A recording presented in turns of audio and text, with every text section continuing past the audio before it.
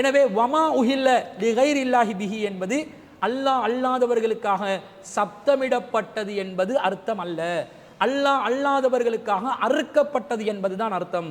இஹ்லால் என்ற வார்த்தையில சப்தமிடுதல் என்ற அர்த்தம் ஆரம்பத்தில் இருந்தாலும் அது அந்தந்த துறை சார்ந்த விஷயங்களில் அந்த துறை சார்ந்த பொருளாக அது மாறிவிட்டது. இஹ்லால் என்பது அல்லாஹ் அல்லாத சிலைகளுடைய பெயர் சொல்லி மிருகங்களை அறுக்கும் போது உச்சரித்து சொன்னார்கள், சப்தத்தை உயர்த்தி சொன்னார்கள். அது காலப்போக்கில் சப்தத்தை உயர்த்தாமல் அல்லாஹ் அல்லாதவர்களுடைய பேரில் மிருகங்களை பிராணிகளை அறுத்தாலே இஹ்லால் தான், அதை அறுப்பவர் முஹில்லுதான் என்ற கருத்து அரபு மக்கள் மாறிவிட்டார்கள். எனவே வமா உஹில்ல லிகைரில்லாஹி பிஹி என்பது அறுத்தலை தான் குறிக்கிறதே தவிர அறுத்தல் அல்லாத எந்த உணவையும் குறிக்காது என்பது தெள்ள தெளிவான வஹீன் மூலம் நிரூபிக்கப்பட்ட ஒரு உண்மை என்பதை நாங்கள் இந்த இடத்திலே நிறுவி இருக்கிறோம். அதே நேரத்தில் சப்தமிடப்படுதல் என்ற கருத்தில் இதை சொன்னால், சப்தமிடாமல் அல்லாஹ் அல்லாதவர்களுடைய பேரால் பிராணிகளை அறுத்தால், சப்தமிடாமல் அல்லாஹ் அல்லாதவர்களுடைய பேரால் தானியங்களை பூஜை செய்தால் அது ஹலாலாகி விடுமா என்ற கேள்வி இருக்குது. அந்த கேள்விக்கு SLTJ-னால் கியாமத் நாள் வரைக்கும் பதில் சொல்ல முடியாது. சப்தமிடுதல் என்றதுதான் அர்த்தம் என்று சொன்னா, சப்தமிடுதல் என்ற அர்த்தம் அல்லாத வேற எந்த அர்த்தத்தையும் அதுக்கு கொடுக்க கூடாது.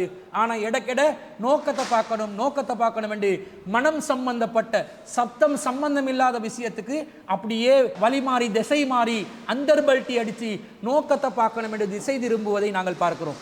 நோக்கத்தை பார்த்து ஒன்றை ஹராமாக்குவதாக இருந்தால் அல்லாஹ் ஹராமாக்கிய அனைத்து விஷயங்களிலும் நோக்கத்தை காட்டுவீர்களா என்று கேட்டிருக்கிறோம். அல்லாஹ் தடை செய்த 4 விஷயங்களிலும் ஹுர்ரிமத் அலைக்குமுல் மைத்தத்து வத்தமு வலஹ்முல் ஹின்ஸீர் என்று சொல்லக்கூடிய இந்த 3 விஷயங்களுக்கு ஏன் நீங்கள் நோக்கத்தை பார்த்து ஹராத்தை தீர்மானிக்கவில்லை, 4வதுக்கு மட்டும் ஏன் நோக்கத்தை பார்த்தீர்கள் என்று நாம் கேள்வி எழுப்பியிருக்கிறோம். அது மாத்திரம் அல்லாமல் அல்லாஹ் அல்லாதவர்களுக்காக வேண்டி நாங்கள் எதையாவது செய்வது ஹராமா என்பதை தேடி பார்த்தால் அல்லாஹ் குர்ஆன்ல வமா ஸுபிஹ அலன் நுசுபி, அல்லாஹ் அல்லாதவர்களுக்காக அல்லாஹ் அல்லாத சிலைகளுக்காக அறுத்தவைதான் அதிலும் ஹராம் என்று நோக்கத்தை பார்த்தாலும் அறுத்தல் தான் சம்பந்தப்படுகிறது என்று அல்லாஹ் தெள்ள தெளிவாக கூறிவிட்டான். அது மாத்திரம் அல்லாது நபிகள் நாயகம் ஸல்லல்லாஹு அலைஹி வஸல்லம் உடைய காலத்தில் இந்த இஹ்லால் என்பது பிறைக்கு எப்படி பயன்படுத்தப்பட்டது, இஸ்திஹ்லால் என்பது ஒரு குழந்தை பிறப்புக்கு எப்படி பயன்படுத்தப்பட்டது, அதே போன்று இஹ்லால் என்பது இஹ்ராமுக்கு எப்படி பயன்படுத்தப்பட்டது என்பது, அந்த கருத்து எப்படி காலப்போக்கில் துறை சார்ந்த கருத்தாக மாறிவிட்டது என்பது நாங்கள் தெளிவாக நிறுவியிருக்கிறோம். இதை எல்லாத்தையும் விட மேலதிகமாக நாம் ஒரு முக்கிய ஆதாரமாக பஹீரா, சாஹிபா, வசீலா, ஹாம் என்ற அந்த நேர்ச்சை சம்பந்தப்பட்ட வாதத்தை முன்வைத்திருக்கிறோம். இந்த விஷயங்களை எல்லாம் நாங்கள் எடுத்து சொல்லியும் விவாத களங்களிலும் சரியான ஒரு பதில் எதிர்த்தரப்பிலிருந்து வரவில்லை. தற்போது SLTJ மேலோட்டமாக ஒரு பேச்சை போட்டு இந்த விஷயத்துக்கு வந்திருக்கிறாங்க. ஆரம்பத்தில் அவங்களுக்கு நாங்கள் விவாத அழைப்பு கொடுத்திருந்தோம். இந்த உஹில்ல விஷயத்தில் யாருடனும் நாம் விவாதிக்க தயார் என்று சொல்லியிருந்தோம்.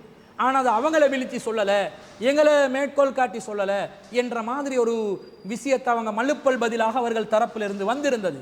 அதற்கு பிறகு மீண்டும் ஒரு முறை அது SLTJ-ஆக இருந்தாலும் யாராக இருந்தாலும் எவருடனும் விவாதிக்க தயார் என்று மீண்டும் அறிவித்திருந்தோம்.